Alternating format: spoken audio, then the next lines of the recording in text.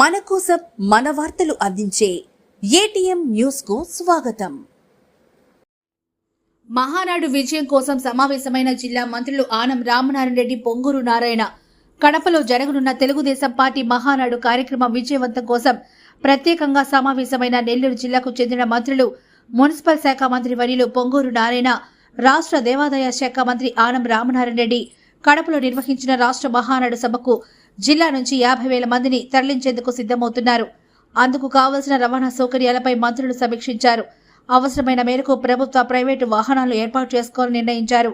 మహానాడుకు వచ్చే నేతలు, కార్యకర్తలకు ఎలాంటి అసౌకర్యం కలగకుండా చూసుకునే విషయం, అలాగే వారికి కావాల్సిన మిగిలిన సౌకర్యాలంటి పలు అంశాలపై సుదీర్ఘంగా మంత్రులు చర్చించారు. ఈ సమీక్షలో NUDA chairman Kotamreddy Srinivasareddy, TDP senior నేత వేమిరెడ్డి విజయభాస్కర్ రెడ్డి, జిల్లా టీడీపీ కార్యదర్శి Chejalla Venkateswara Reddy, Somasila project chairman Kesava Chowdary, TDP నేత బ్రహ్మారెడ్డి తదితరులు పాల్గొన్నారు.